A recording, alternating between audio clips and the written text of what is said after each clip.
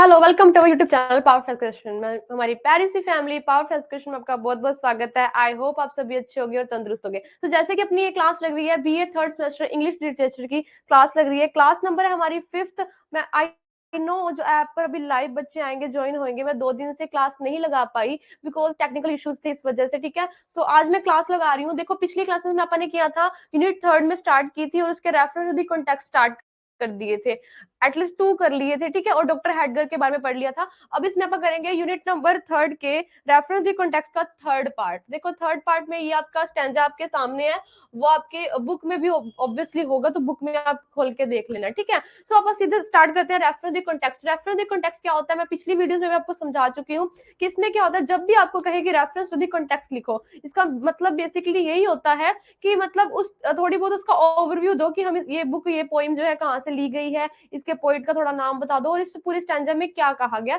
Just 1-2 line में आप इसको कंप्लीट करना होता है। सो वही चीज इसमें लिखी गई है। These lines have been taken from doctor Heidegger's experiment. कि ये क्या है, डॉक्टर हैडगर्स एक्सपेरिमेंट के एक उनसे ली गई है, एक चैप्टर का नेम है इनका। और उनके जो ऑथर है, ऑथर वो होते हैं जो नॉवेल्स या स्टोरीज लिखने वाले होते हैं। उनका नाम है हमारे नेथनल हॉथर्न। वो कहते हैं नेथन हॉथर्न है। ठीक है, अब करते हैं एक्सप्लेनेशन की।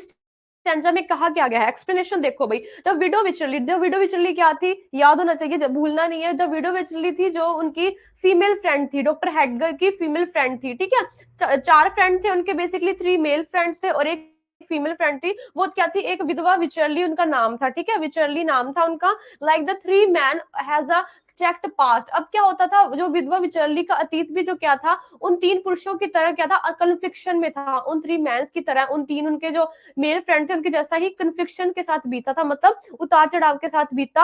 हाँ, पिछले स्टैंजा में अपन ने भी देखा था कि उन 3 जो मेल फ्रेंड थे उनका जो पास्ट था वो कैसा बीता था। अब आते हैं डॉक्टर विचरली का, थोड़ा बता रखे हैं इसमें। Although it is all only discreetly refers to as certain senseless stories that people tell about her. कहने का मतलब कि ऑल्दो का मतलब होता है यद्यपि, कि हालांकि इसे विवेकपूर्ण तरीके से कुछ निंदनीय कहानियों के रूप में संदर्भित किया जाता है जो लोग उसके विषय में बताते हैं। बेसिकली मतलब कि लोग उसके विषय में, उसके बारे में, उसके कैरेक्टर में बारे में थोड़ा बहुत नेगेटिविटी बताते हैं। ठीक है, ऑल्दो हालांकि it is only discreetly refers to as certain scandalous stories, मतलब कि कुछ निंदनीय जो विषय के बारे में उनके कह सकते हैं, उनकी कहानी के बारे में थोड़ा निंदनीय स्वभाव नहीं होता, जैसे किसी चीज ਨੂੰ निंद देना है ना, थोड़ा नेगेटिव पॉइंट में बताते हैं। ठीक है, as a result she was lived for many year in deep seclusion, जिसकी वजह से क्या हो गया, वो काफी वर्षों तक, काफी सालों तक वो क्या गई, एक डीप सेल्कुलेशन। सेल्कुलेशन का मतलब होता है कि बिल्कुल एकांत में रहना, बिल्कुल मतलब आप आइसोलाइज कर देना। आइसोलाइज मतलब किसी के साथ बाहरी दुनिया से अपना कट ऑफ कर देना, कि मतलब बाहरी दुनिया तो मेरी है ही नहीं। ठीक है, सो इसका डीप सेक्लेशन का यही मतलब होता है, जिस वजह से एज अ रिजल्ट क्या हुआ, लोग उसको तंग करते थे और उसकी जो जिंदगी थी वो उसकी सेक्युलेशन मतलब एकांत में उसने बितानी शुरू कर दी। ठीक है, the widow Wycherly resembles hater parent from the secret letter, की मतलब जो विधवा विचरली थी उसका जो जीवन था वो क्या था, हेस्टल प्राइन से मिलता है। वो हेस्टल प्राइन एक उनके कोई जाने माने एक हस्ती है। ठीक है, उनसे मिलता है फ्रॉम द सेक्युलर लेटर, ये उनका नेम है। Okay, who also lived apart from the town, जो क्या थे, उन्हीं के ही टाउन के बिल्कुल पास में रहते थे। ठीक है, apart from the town on account of the shame meted out to her from towns walk to her past, जो क्या थे, उन्हीं के जो शहर के बिल्कुल थोड़ी सी नजदीक तो रहते थे, और जो जो कि शर्मिंदगी उसे शहर के लोगों ने उसको उसके भूतकाल के लिए दी है। और वो क्या, किस लिए लीव कर रही है, वो क्यों लीव कर रही है, किसके साथ लीव कर रही है, ये चीज इसमें लाइन में बता चुके हैं कि वो क्या करिए, on account of the shame. Shame का मतलब होता है शर्म। Meted out to her from towns folk to her pass, वो क्या कर रही है, उस शर्म के साथ जी रही है जो उसको पास्ट में अब भी वो जी रही है। देखो है ना, इसमें अभी भी वो दिखा रहे हैं कि अभी वो जिंदा है, और मतलब कि वो अपने जो पुराने उसके जो पास्ट में जो चीजें हुई हैं उस चीज की शर्म की वजह से लोग उसको क्या कर रहे हैं, उसको जीने नहीं दे रहे, लेकिन वो फिर भी अभी उस शर्म के साथ क्या है, जिंदा है। ठीक है, सो ये थे आपका आज का रेफरेंस द कॉन्टेक्स्ट। और लॉन्ग क्वेश्चन क्या है जो मैं आपको अगली वीडियो में पूरा कंप्लीट करवा दूंगी, बिकॉज क्या होगा कि देखो एक वीडियो में करवाऊंगी आधा लॉन्ग हो पाएगा, फिर अगली वीडियो में करवाऊंगी तो 2 लॉन्ग हो पाएंगे। सो बेसिकली मैं आज थोड़ा लाइव इसलिए आई हूँ आपको बताने के लिए कि हाँ जी 2 दिन से क्लास नहीं लग पाई है, रेफरेंस कॉन्टेक्ट अपने कंप्लीट हो पाए, उसके लिए थोड़ी माफी चाहते हैं बिकॉज टेक्निकल इश्यूज आ गए थे। और मैं थोड़ा आपको इसके बारे में बताना चाहती हूँ, सिलेबस के बारे में, कि सिलेबस अपना किस तरीके से चलना है ऐप वाले बच्चों के लिए स्पेशली। देखो सिलेबस में देखो अपनी कितनी यूनिट थी, अपनी यूनिट नंबर 1 थी, 2 थी, 3 थी, 4 थी और 5 थी, जिसमें से अपन ने 1 नंबर, 2 नंबर, 4 और 5 बिल्कुल अच्छे से कंप्लीट कर ली है। उसके मोस्ट इंपोर्टेंट लॉन्ग क्वेश्चन, हमारे शॉर्ट क्वेश्चंस, हमारे ये सब आपने कर लिया।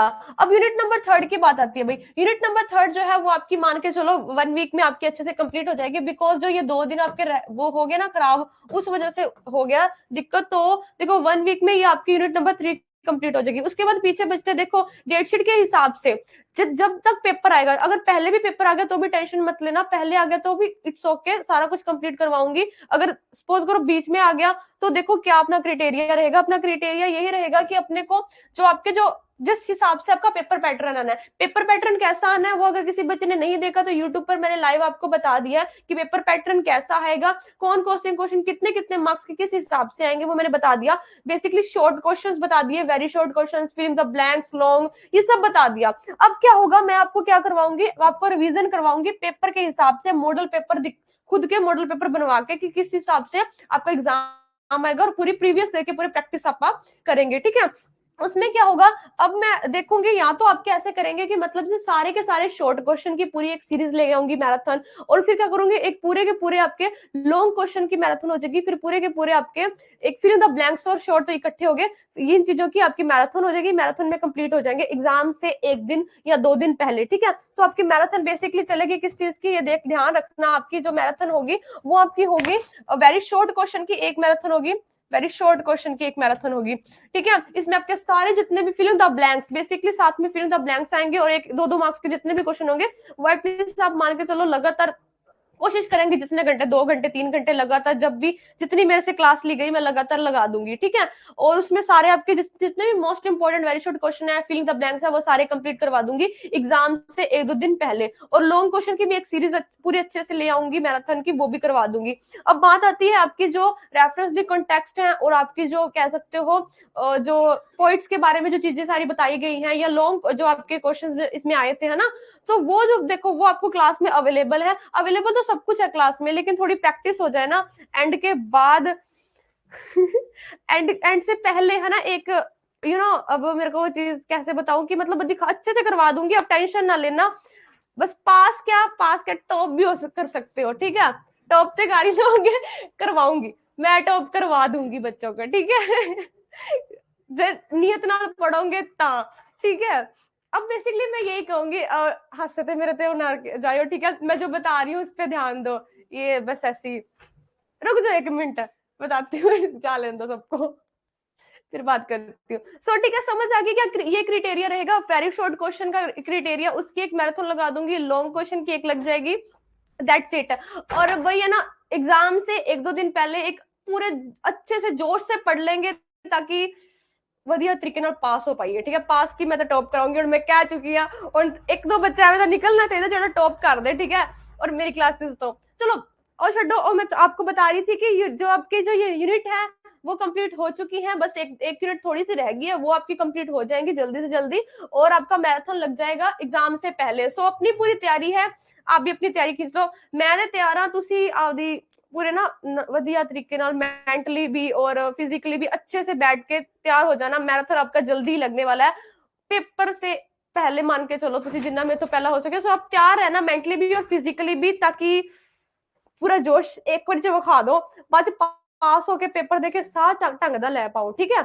ढंग दा साह आ जाए तुहानू, वो सुकून अभी भी याद करने की कोशिश करो, यार मैम पेपर होगा, पेपर में सारा कुछ हमें आ रहा होगा, और बाद में वो फीलिंग लो कि हाँ यार सच्ची गल है वो बात, ठीक है।